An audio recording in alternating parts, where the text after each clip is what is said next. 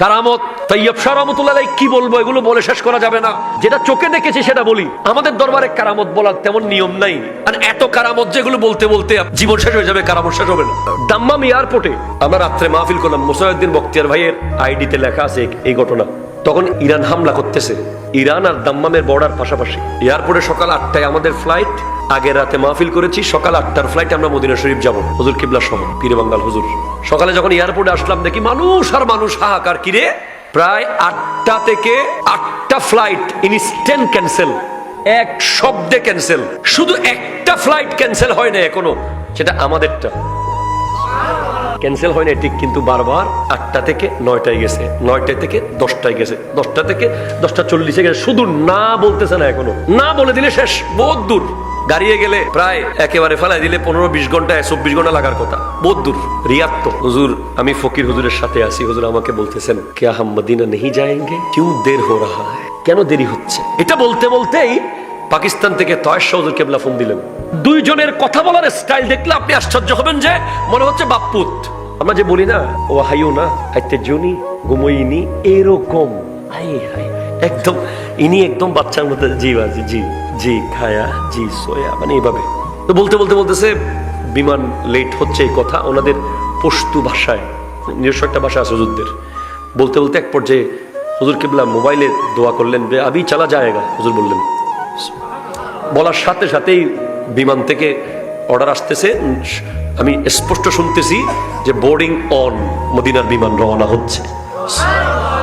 আমি দেখলাম যে সমস্ত ফ্লাইট ক্যান্সেল। এই একটা ফ্লাইট সেদিন রিয়াদ থেকে ছেড়েছে, দাম্মাম থেকে।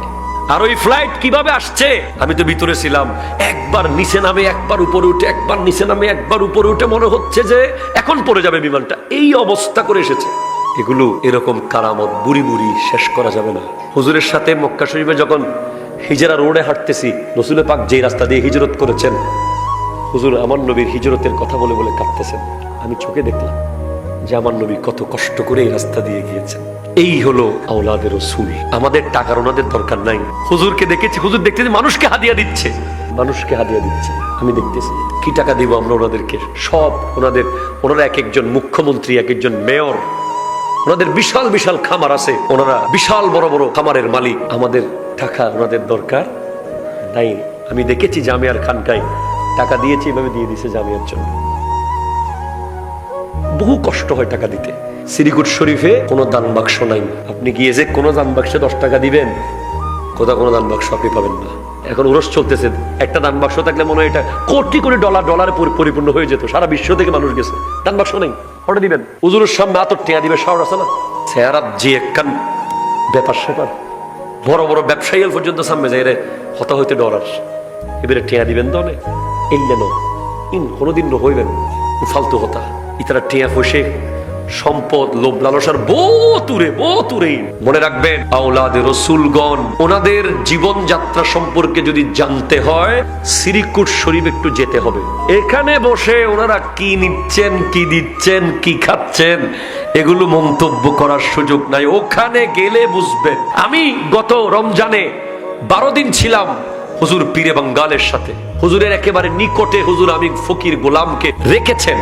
সেখানে আমি দেখেছি যে আয় হাই হাই, পীর কাকে বলে ভাই। এই যুগে এত বড় একজন পীর, সিনেটর অফ পাকিস্তান, যিনি মুখ্যমন্ত্রী ছিলেন খাইবার পাখতুয়া এলাকার, গোটা পাকিস্তানের সমস্ত প্রশাসন যাকে এক নামে চিনে, সৌদি আরবের প্রশাসন যাকে চিনে, উনি দেখলাম যে হুজুর জোহরের নামাজে গেছেন আমরা সহ। আসরের নামাজের পরে মদিনাতুল মুনাওয়ারা মসজিদ নববীর পিলারের গোড়ায় এক সৌদি নাগরিক আলেম বলছে, ইজলিসু ইন্নী উরিদু আন উদাররিসা কোরআন, আমি তোমাদেরকে কোরআন শিক্ষা দেব, সবাই বসো। আচ্ছা, কোন পীর কোরআন শরীফ নিয়ে, রিয়াল নিয়ে আর একজন অচেনা মানুষের কাছে কোরআন শিখবে, যার লক্ষ লক্ষ মুরিদ, যার পিছে 70 লাখ মানুষ পাগল পাগল হয়ে যায়। আমি দেখলাম যে হুজুর আমাদের কি ইশারা করলেন, সব বেড যায়। হুজুর একেবারে ছাত্রের মতো কোরআন শরীফ হাতে নিয়ে রিয়াল খুলে বসে গেলেন। আমরা আমাদের সাথে অ্যাডভোকেট মোসাইবউদ্দিন বখতিয়ার ভাইও ছিলেন। আমরা জাস্ট ইমাজিনেশনে চলে গেলাম যে কিভাবে সম্ভব এটা, এতটুকু নিজেকে বিলীন করে দেওয়া কেমনে সম্ভব। শুধু বসেন নাই, ওই কারিকে হুজুর নিজের মুখে সূরা ফাতিহা তিলাওয়াত করে শুনিয়েছেন, এবং ওই কারি বলছেন মাশাআল্লাহ আহসান জামিল জিদ্দান। শাহজাদা হুজুর ছিলেন আকিব শাহ হুজুর, উনি হাফেজে কোরআন, ওনাকে বলছেন আব্বি শোনাইয়ে, উনিও ওনাকে তিলাওয়াত করে শোনান, আমিও শোনাইলাম। আমরা 3-4 জন ছিলাম হুজুরের সাথে বেশি। একজন পীর মদিনা শরীফে হাঁটবে, সাথে 50-60 জন লোক থাকবে, স্বাভাবিক ব্যাপার, ঠিক কিনা বলেন? হুজুর বলেন नहीं है, ये गुलामी का जगह है, ये सरकार दो आलम यहाँ है। হুজুর একটা রুমাল চাদর মাথার উপর দিয়ে চেহারা লুকিয়ে লুকিয়ে নামাজে যেতেন, চেহারা লুকিয়ে লুকিয়ে নামাজ থেকে আসতেন। কেউ একটু হাদিয়া দেবে, একটু সেলফি তুলবে, একটু দেখা করবে, রুমে এসে একটু এটা দেবে, কোনো কিছুর খেয়ালই নাই। ওয়াল্লাহি, কি বলেন? আমাদের মতো হুজুর গেলে সৌদি আরবে 2-3 লাখের মাল মানুষ এমনি দিয়ে দেয়, আর ওনাদেরকে তো একটা বিমান লাগবে দিতে হলে। আমি নিজের চোখে যেটা দেখি সেটা বলতেছি আপনাদেরকে। হুজুর হাজি রুমাল দিয়ে, সাদা একটা রুমাল দিয়ে, একজন ফকিরের বেশে, যেন একজন নরমাল, কোনো সাজসজ্জা, কোনো ড্রেস কোড নাই, মাথার উপরে দিয়ে চেহারা লুকিয়ে লুকিয়ে যেতেন। আমাদেরকে বলতেন যে আমরা 2-3 জন যারা থাকতাম, আপ দূর মে রহে, ফাসলা করে, দূরত্বের মধ্যে থাকো, যেন সাথে থাকলে 2-3 জন থাকলে অনেকে আবার বুঝে ফেলবে আমি অনেক দূরে। আমিও চেহারা লুকায় লুকায় চলতে হয়েছি, আমি আপনাকে কি করে বুঝাবো? তাইয়্যিব শাহ রাহমাতুল্লাহ আলাইহি, ওনার ব্যাপারে আরেকটা শব্দ বলতেই হবে, উনি হলেন জামানার মুজাদ্দিদ। মুজাদ্দিদের লিস্ট আপনি নেন। প্রথম শতাব্দীর মুজাদ্দিদ হযরতে ওমর ইবনে আব্দুল আজিজ, দ্বিতীয় ইমাম আহমদ ইবনে হাম্বল, তৃতীয় ইমাম নাসাই, চতুর্থ ইমাম বাইহাকি, পঞ্চম ইমাম গজালি, ষষ্ঠ ইমাম ফখরুদ্দিন রাজি, সপ্তম ইমাম তাকিউদ্দিন সুবকি, অষ্টম ইবনে হাজার আসকালানি, নবম জালালউদ্দিন সুয়ুতি, দশম মোল্লা আলী কারি, 11তম শেখ আহমদ সরহিন্দি ফারুকি মুজাদ্দিদে আলফিসানি, 12তম হযরতে শাহ মহিউদ্দিন আওরঙ্গজেব, 13তম শেখ মুহাক্কিক আলাল ইতলাক শাহ আব্দুল হক মুহাদ্দিস দেহলভী, 14তম আলা হযরত ইমাম আহমদ রেজা খান ফাজিলে বেরলভী, আর 15তম মুজাদ্দিদ হলেন আল্লামা সৈয়দ মুহাম্মদ তাইয়্যিব শাহ রাহমাতুল্লাহ আলাইহি। আমার নবী স্পষ্ট বলছেন, ইন্নাল্লাহা ইয়াবআসু লিহাযিহিল উম্মতি আলা রাসি কুল্লি মিয়াতি সানাতিন মান ইউজাদ্দিদু লাহা দীনাহা। আল্লাহ প্রত্যেক 100 বছরের মাথায় এমন একজনকে পাঠান যিনি আল্লাহর এই দ্বীনকে সংস্কার করেন। নতুন রাস্তা বানান না, বরং বানানো রাস্তাকে কোনো জায়গায় ভেঙে গেলে সেটা ঠিক করে দেন। আনোয়ারা থেকে, চট্টগ্রাম থেকে আনোয়ারার যে রাস্তা, সেটা হয়তো কোনো এককালে তৈরি হয়েছিল ছোট্ট আইল, সেখান থেকে সেটা একটু মোটা হয়েছে, তারপর আর একটু বড় হয়েছে, তারপরে সলিন হয়েছে, তারপরে পিচডালা হয়েছে। রাস্তা পরিবর্তন হয় নাই, যেটা ছিল সেটা আছে। যুগে যুগে শুধু সেটাকে সংস্কার করা হয়েছে, সেটাকে মডিফাই করা হয়েছে। সেইভাবে আমার নবীর দিয়ে যাওয়া রাস্তা, সাহাবায়ে কেরামের দেখিয়ে যাওয়া রাস্তা, আহলে বাইত রাসূলের দেখিয়ে যাওয়া রাস্তা, সেই রাস্তাকে যুগে যুগে যদি কোনো বাতিল, কোনো মুনাফিক, কোনো বেঈমান এসে সেখানে রাস্তা ভেঙে ফেলতে চায়, রাস্তা কেটে ফেলতে চায়, মুজাদ্দিদরা এসে রাস্তাকে আবার সংস্কার করে দেয়। তেমন একজন মুজাদ্দিদের নাম হলো তাইয়্যিব শাহ রাহমাতুল্লাহ আলাইহি। জোরে বলেন সুবহানাল্লাহ। মুজাদ্দিদ, মুজাদ্দিদের যোগ্যতা কি? বিশ্ববিখ্যাত লেখক, বিশ্ববিখ্যাত মুফাসসির, হাদিস বিশারদ আল্লামা জালালউদ্দিন সুয়ুতি রাহমাতুল্লাহ আলাইহি। ওনার বাড়ি কি চিটাং, ঢাকা, বাংলাদেশ, মিশর, যার তাফসীর জালালাইনের একটি অংশ 15 পারার লেখক উনি। একটু জোরে বলেন না সুবহানাল্লাহ। ওনার একটা কিতাব আছে মিরকাতুস সৌদ ফি শারহি সুনানি আবি দাউদ। আবু দাউদ শরীফের সরা লিখেছেন ব্যাখ্যা গ্রন্থ মিরকাতুস সৌদ। এটা জোরে বলেন না সুবহানাল্লাহ। ওখানে উনি লিখেছেন যে মুজাদ্দিদ তিনি হবেন যার মধ্যে 3টা গুরুত্বপূর্ণ তথ্য, আলামত থাকবে। একটা আলামত হলো ওনার আগের মুজাদ্দিদের ব্যাপক প্রসার। আরো জোরে বলেন না সুবহানাল্লাহ। আগের মুজাদ্দিদের ব্যাপক প্রসার। কষ্ট না অবশ্যই কিনতে না লাগে। 2 নম্বর যোগ্যতা হলো উনি 2টা শতাব্দীকে স্পর্শ করবেন। জোরে বলেন না সুবহানাল্লাহ। কয় শতাব্দী? 2 শতাব্দী। 3 নম্বর যোগ্যতা হলো ওনার এমন সংস্কার থাকবে যেটা আনপ্যারালাল, যেটার সাথে আর কেউ কোনো কিছু টক্কর দিয়ে পারবে না, শুধু ওনার সংস্কারের সাথে যুক্ত হবে, সহযোগী হবে, প্রতিযোগী না। 3টা আল্লামা তৈয়ব শাহ রহমতুল্লাহ আলাইহির কাছে 3টাই পাওয়া গেছে। আমার অত যোগ্যতা নাই যে বিশ্ববিখ্যাত মুজাদ্দিদ বানিয়ে জশ্নে জুলুসে ঈদ মিলাদুন নবী সাল্লাল্লাহু আলাইহি ওয়াসাল্লাম বানিয়ে গৌসিয়া কমিটি, যিনি যেন মনে হচ্ছে সব সময় আমাদের সাথেই আছে, এমন হাস্তিকে নিয়ে কথা বলার সেরকম যোগ্যতা আমার নাই। কারণ ইলম দিয়ে ইনাদের শানে কথা বলা যায় না, ইনাদের শানে কথা বলতে হলে দোয়ার নজর লাগে। আমি আয়াতে প্রবেশ করার আগে একটা চিত্র তুলে ধরতে চাই। গতকাল ব্রাহ্মণবাড়িয়া নাসিরনগর আমার প্রোগ্রাম ছিল, যাওয়ার পথে আমি দেখলাম রাস্তার মোড়ে বিশাল একটা ব্যানার, 2টা ব্যানার 2 পাশে। একটা ব্যানারে আর্জেন্টিনার সমস্ত প্লেয়ারের ছবি, আর একটা ব্যানারে ব্রাজিল। বিশাল একটা যুবকদের ক্রাউড, দেখছি যে 2 ব্যানারকে যেন তাওয়াফ করতেছে। এবং আমি প্রায় নিশ্চিত যে এই 2টা ব্যানার আজ নয়তো কাল মারামারির কারণ হবে, আবার এই 2টা ব্যানার বিরিয়ানিরও কারণ হবে।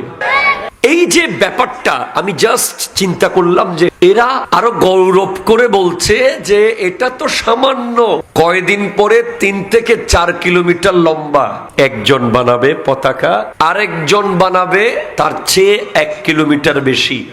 এভাবে একটা প্রতিযোগিতা চলবে। আপনি বুঝতে পারতেছেন? জশ্নে জুলুসে ঈদ মিলাদুন নবীর ব্যানারের জন্য যখন যাই, আমাদের অনেকের তখন গায়ে জ্বালা শুরু হয়।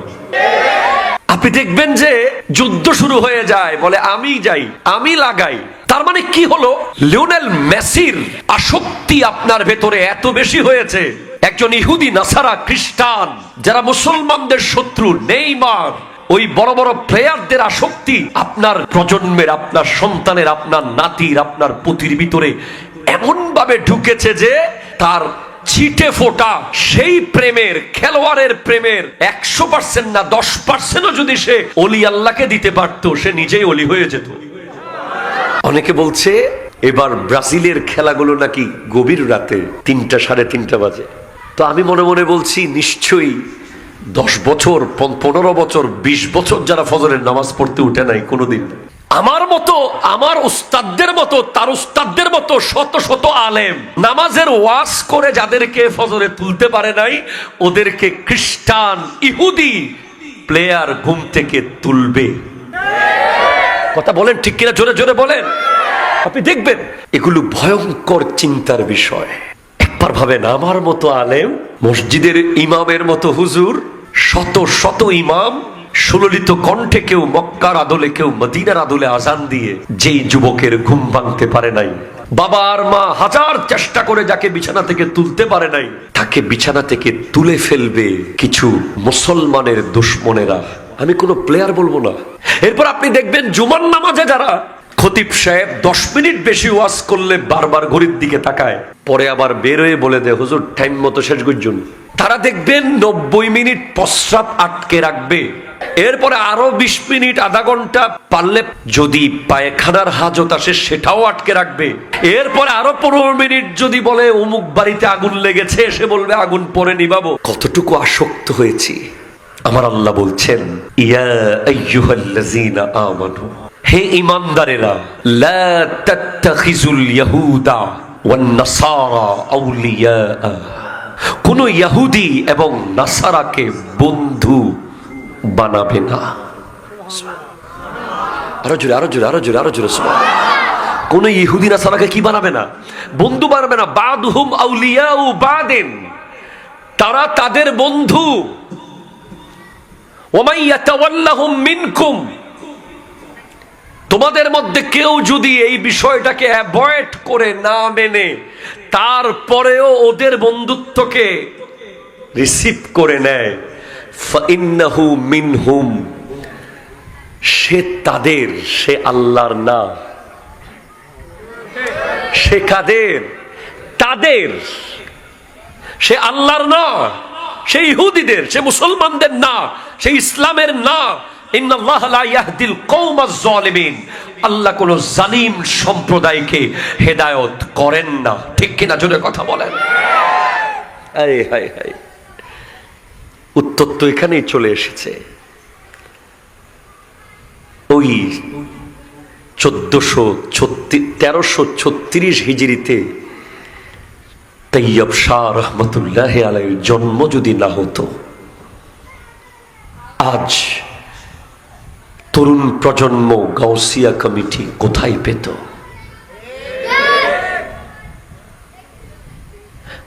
আমি বিশ্বাস করি যে অন্তত যারা গাউসিয়া কমিটির মেম্বার, অন্তত তারা কখনো মেসি আর নেইমারকে নিয়ে তর্ক করতে পারে না। ঠিক কিনা? জোরে কথা বলেন, হাত তুলে বলেন ঠিক কিনা, জোরে বলেন। পারে না। তারা ফুটবল খেলা নিয়ে চায়ের দোকানে তর্ক করতে পারে, তারা বলতে পারে না যে আমার দল, কারণ তাদের দল একটাই, আহলে সুন্নাত ওয়াল জামাত আর গাউসিয়া কমিটি। ঠিক কিনা? জোরে কথা বলেন। অনেকে বলে যে এবার আমার দল জিতবে। তোমার দল মানে? তোমার কিসের দল? তুমি কে? তোমার বাড়ি কই? তোমার চিনে কে? কোথায় আমেরিকায় খেলা হচ্ছে, কোথায় মেক্সিকোতে খেলা হবে, তুমি এখানে বসে আমার দল আমার দল আমার দল করতেছো। ওরে বোকা, ওরে গাধা, ওরে বদবক্ত, তোমার দল সেগুলো না। তোমার দল হলো আহলে সুন্নাত ওয়াল জামাত, তোমার দল হলো গাউসিয়া কমিটি বাংলাদেশ। ঠিক কিনা? জোরে কথা বলেন। এই দল দিয়েছে আওলাদে রাসূল। আমি একটি হাদিস সবসময় পড়ি, এখনো পড়েছি, ভালো লাগে পড়তে। আপনি অবাক হবেন, আমার নবীজি ইরশাদ করছেন, ইন্না লিল্লাহি তাআলা ইবাদান, আল্লাহর কাছে এমন কিছু বান্দা আছে আল্লাহর, ইহতাসসাহুম বিহাওয়াইজিন নাস, যাদেরকে আল্লাহ নির্ধারণ করেছেন মানুষের সমস্যা সমাধানের জন্য। ইয়াফজাউন নাসু ইলাইহিম ফি হাওয়াইজিহিম, মানুষ তাদের কাছে যাবে নিজের সমস্যা সমাধান করার কল্পে, তাদের দরবারে যাবে, তাদের কাছে যাবে, তাদের নিকটে যাবে। উলাইকা হুমুল আমিনুনা মিন আযাবিল্লাহ, তারা হলো আল্লাহর আযাব থেকে নিরাপদ। তারাও নিরাপদ, তাদের কাছে যারা যাবে তারাও নিরাপদ। Eco flat. আপনাকে কি আমি বলতে পারবো না সেরকম একজন ব্যক্তির নাম তৈয়ব শাহ? কেন আপনি ওনাদের বিরুদ্ধে বলবেন? আপনি কি দেখেন নাই ওনারা এখানে থাকে না? ওনারা মাঝে মাঝে আসে। খুব ইম্পর্টেন্ট একটা তথ্য আমি দিতে চাই আজকে। আমাদের দেশে অনেক মানুষ বলে যে দরবারে শ্রীকুটের যারা পীরানে তরিকত, ওনাদের সোহবত পাওয়া যায় না। কি পাওয়া যায় না? সোহবত। বলে পীর মুরিদ হলে তো পীরের সোহবত লাগে, সব সময় সামনাসামনি থাকতে হয়, যখন মন চাই দেখতে হয়। এই একটা প্রশ্ন আমার কাছে অনেক জায়গা থেকে এসেছে। আমি আজকে নিয়ত করেছি যে এই প্রশ্নের উত্তর দিয়ে দেব। দরকার আছে? বলেন আছে আছে আছে আছে।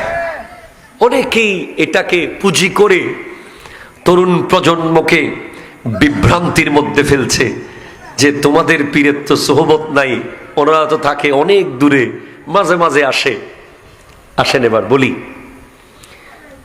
আমার কাছে সমস্ত হক্কানি পীর আমার কাছে সম্মানের। এ ব্যাপারে আমার কোনো দ্বন্দ্ব।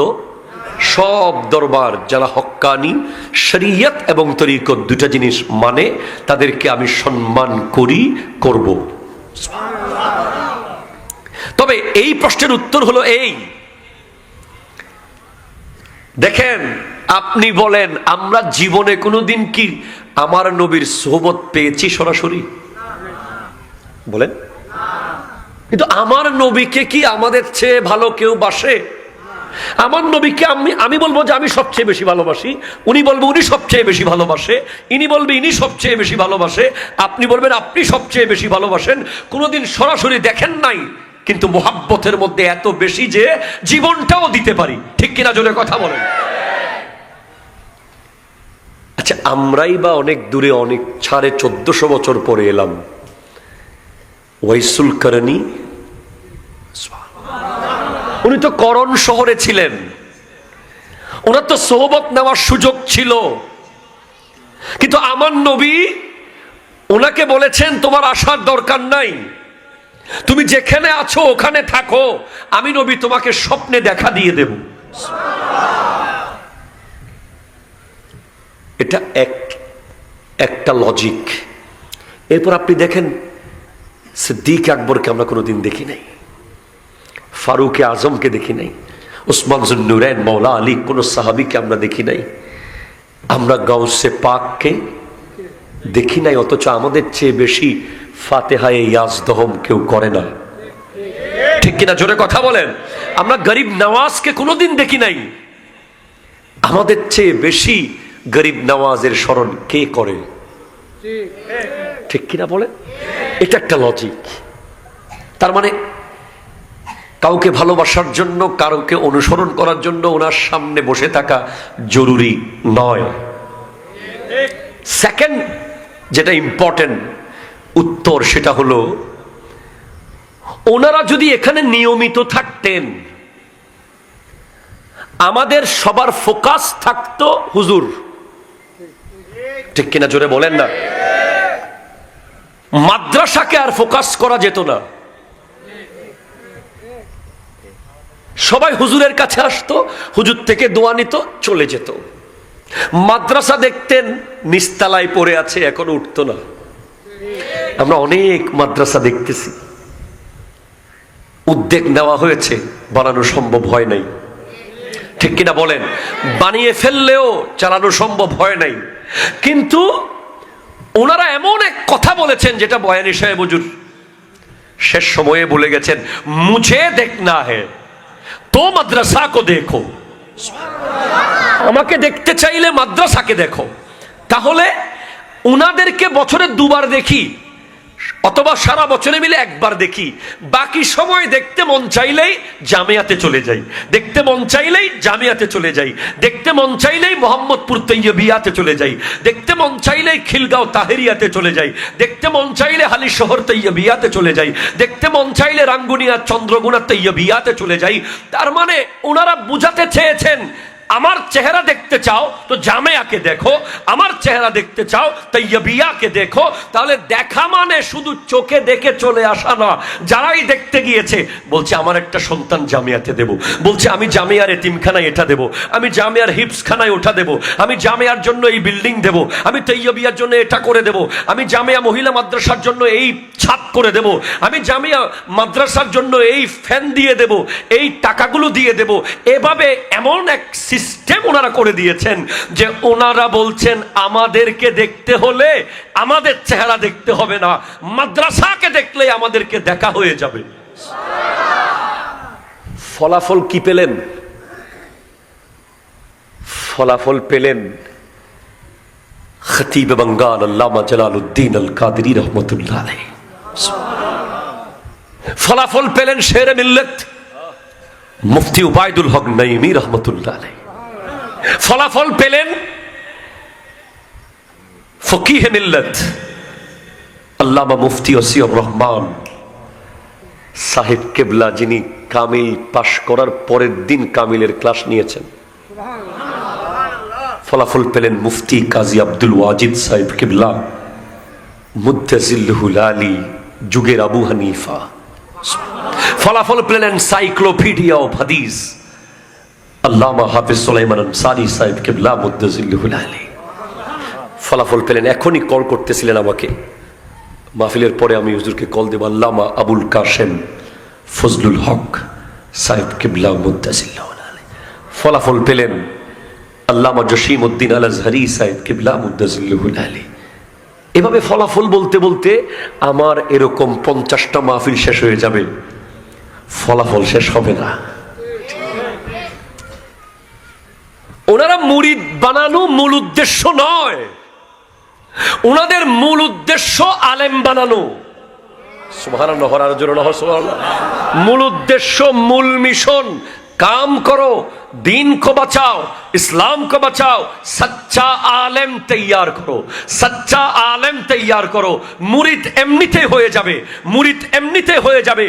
कोटी कोटी मुरीद থেকে কি লাভ যদি মুরিদদের ঈমান বাঁচানো না যায়? কোটি কোটি মুরিদ থেকে কি লাভ যদি মুরিদ ও মুরাদের দলিল দেওয়া না যায়? কোটি কোটি মাজার থেকে কি লাভ যদি সেই মাজারের এভিডেন্স প্রমাণ বাতিলের সামনে পেশ না করা যায়? ওনারা যেই মিশন করেছেন হক্কানি আলেম বানানোর মিশন, সেটার উদ্দেশ্য ছিল কিয়ামত পর্যন্ত পীর আর মুরিদের ব্যাপারে দলিল দিয়ে বিশ্বে সেটাকে প্রমাণ করে রাখা।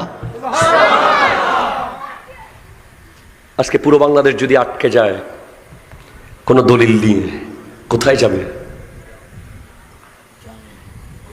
একটু বলেন, আরো জোরে বলেন। জামিয়াতে আসতে হবে ইনশাআল্লাহ। আমার বিশ্বাস যে জামিয়া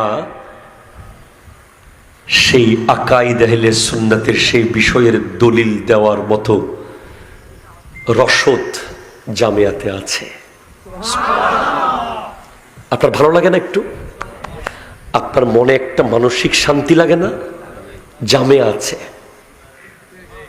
একজন সুন্নি হিসেবে আপনি যখন ঘুমান চোখ বন্ধ করে, চারপাশ থেকে বাতিলের আক্রমণ যখন আপনি শোনেন, আপনার একটা কনফিডেন্স কাজ করে, জামিয়া হ্যাঁ। আরো জোরে বলেন সুবহানাল্লাহ। সেজন্য সোহবত না দিয়ে যদি এই অবস্থা হয়, বছরে একবার আসলে যদি 70 লাখ মানুষ জীবন দেওয়ার জন্য প্রস্তুত হয়ে যায়, সারা বছর থাকলে কি হতো? এগুলো বুঝতে হবে। আসেন, যার ওরস আজকে হচ্ছে, উনি একজন iconic leader. Iconic leader, iconic leader বলা হয় যার এমন একটা গোল থাকবে যে উনি দুনিয়া থেকে চলে যাওয়ার পরেও ওনার মিশন চলতে থাকবে। একটু জোরে বলেন সুবহানাল্লাহ। লিডার অনেক আছে আমাদের সমাজে। কেউ 3 দিন লিডার,